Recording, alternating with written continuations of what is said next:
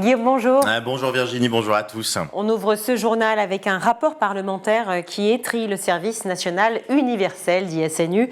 Début chaotique, bilan mitigé et surtout une généralisation trop coûteuse. Et vous avez parfaitement résumé le propos de Jean-Claude Roux, député écologiste. Il a en fait publié un rapport adossé au projet de budget 2024 et il explique qu'une généralisation du SNU serait une charge financière déraisonnable, 2 milliards d'euros tout de même. Voilà ce qu'il a dit en commission. Les objectifs poursuivis à travers le SNU pourrait en effet être atteint par d'autres moyens plus efficaces et moins coûteux.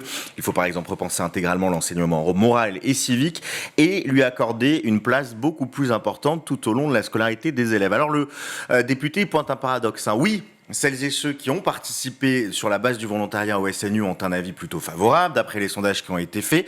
Mais pour autant, représentent-ils vraiment la jeunesse, puisque 37% d'entre eux ont un parent qui a un passé ou un présent militaire.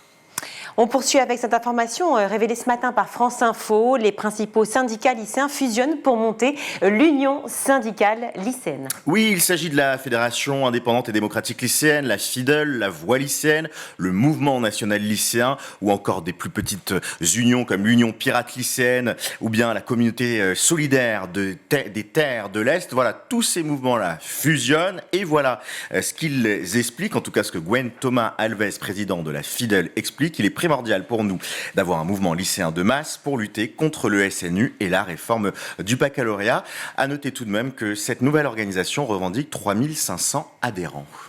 Le comédien Bruno Solo était invité hier soir sur RTL. Il est revenu sur la place importante des professeurs d'histoire dans la société et des menaces qui planent sur leur profession. Il a lui-même publié un livre autour de l'histoire et il tenait à défendre cette profession qu'il dit en danger. Professeur d'histoire, je vous propose d'écouter ses propos au micro d'RTL.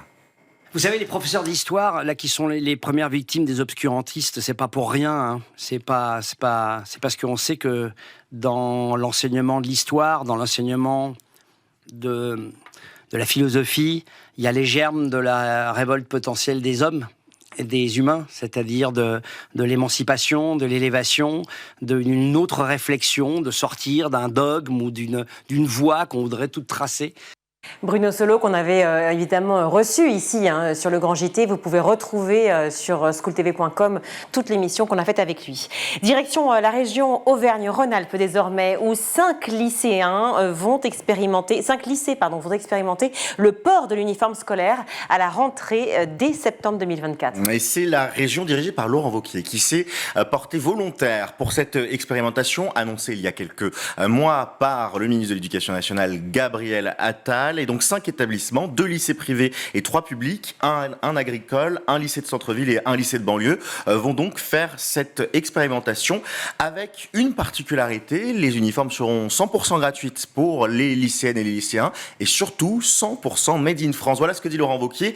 Nous voulons y arriver au 100% made in France parce que pour moi, produire localement et éviter les importations, c'est la première façon d'agir pour l'environnement. Ça n'aurait aucun sens de mettre des vêtements produits en Asie sur nos enfants. Voilà ces propos relevés par la Dépêche.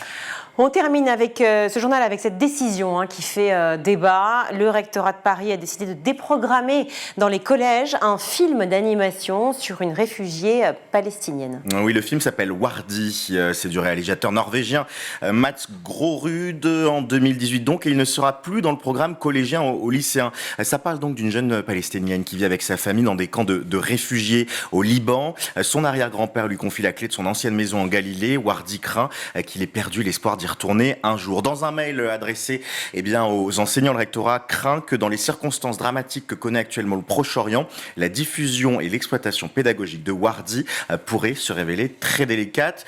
Une réaction à noter, celle de l'Observatoire de la liberté de création qui tient à dénoncer dans un communiqué de presse la vague de déprogrammation et de report d'œuvres d'artistes palestiniennes et palestiniens ou dont le sujet a un rapport avec la Palestine.